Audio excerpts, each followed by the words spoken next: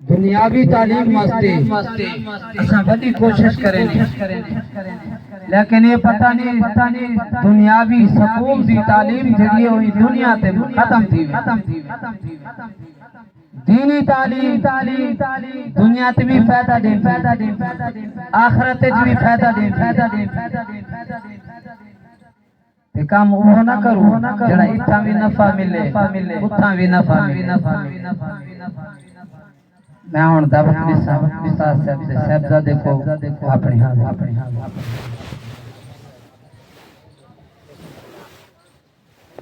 الحمدللہ وقفا والصلاة والسلام على سید الانبیاء محمد المصطفى وعلى آلہ واصحابہ الصدق والصفا قال اللہ تعالی وتبارک فی القرآن المجید والفرقان الحمید بسم اللہ الرحمن الرحیم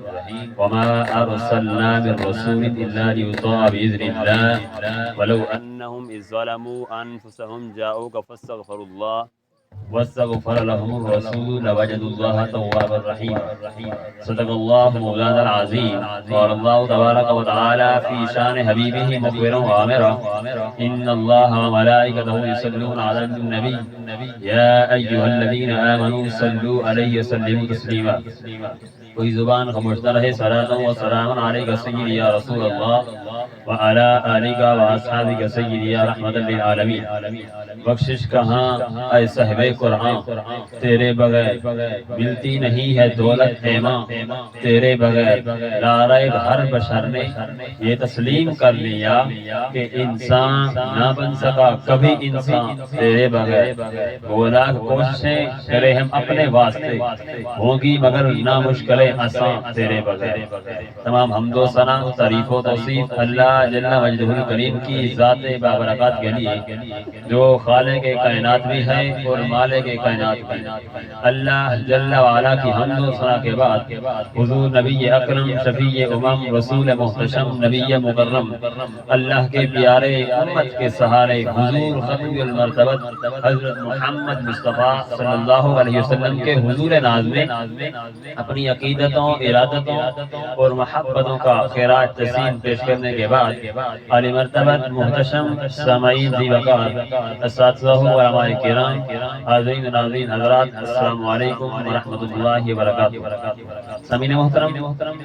آج میں اور آپ اس سال ثواب کے سلسلہ میں انعقاد پذیر ہیں اللہ تعالی جل شانہ مرحوم مغفور ہمارے بزرگ کی بخش مغفرت فرمائے اور ان کے درجات بلند فرمائے اور ان کے جملہ عزیز و اقارب کو صبر جمیل اور اس پر اجر عظیم عطا فرمائے کیونکہ جتنا بڑا صدمہ ہے اللہ صبر بھی اتنا بڑا عطا فرمائے بیان تو ابا جی قبلہ کا ہوگا بندہ نچیز کو سوچ سنانے کے لیے کھڑا کر دیا لیکن غور کرنا ہے آج ہم آئے ہیں دعائے خیر کے لیے دعائے بخشش کے لیے دعا تو بندہ گھر بیٹھے مانگ سکتا ہے کیونکہ دعا بندہ جہاں بیٹھ کے مانگے رب قبول کرتا ہے رب سے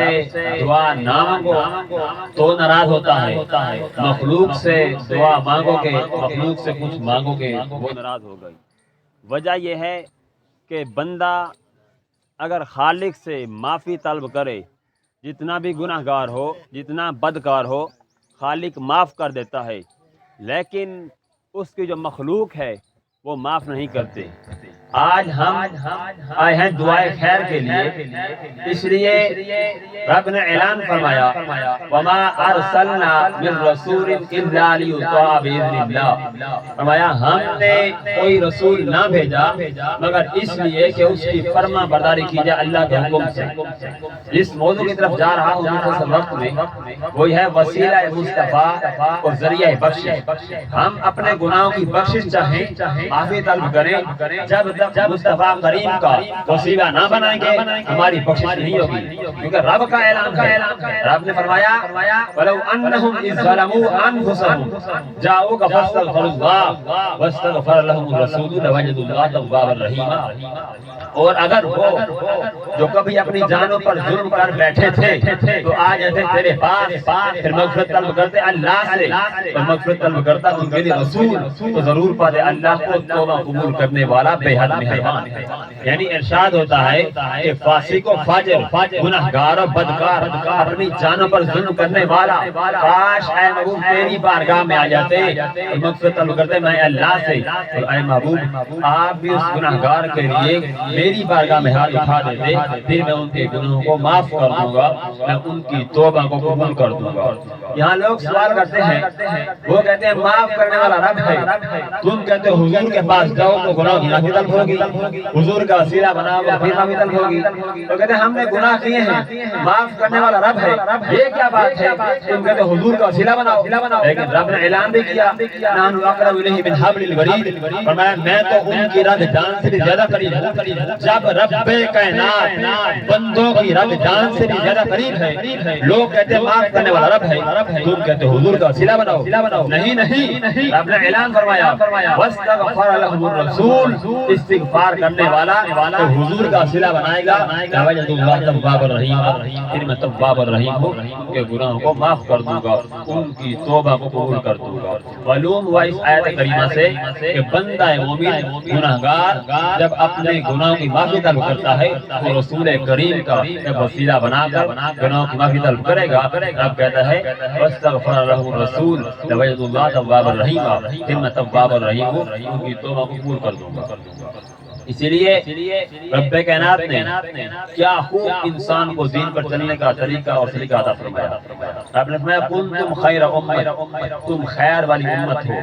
جو اچھائی کی طرف آئی ہو، اخرجت للناس، جو خیرات نصیب پیش کرتے ہو، لوگوں کو اچھائی کا حکم دیتے ہو۔ لیکن آج ہم حضور کی امت کو کہلواتے ہیں، لیکن ہمیں دین پر چلنے کا کوئی طریقہ اور سلیقہ نہیں ہے۔ وجہ کیا ہے؟ ہمارے دل مردہ ہو چکے ہیں، ہمارے ایمان سلامت نہیں ہیں۔ ہمیں رب نے جن نعمتوں سے نوازا، اس اگر نعمتوں کا شکرانہ ادا کر لیں تو رب تعالی مزید انسان کو خاص رحمتوں کے اندر ڈال دیتا ہے۔ اس لیے فرمایا رب کائنات نے کہ جب بندہ مومن میری نعمتوں کا شکرانہ ادا کرتا ہے، میں مزید اس کو خاص رحمتوں سے نواز دیتا ہوں۔ حضور نبی رحمت نے کیا خوب فرمایا،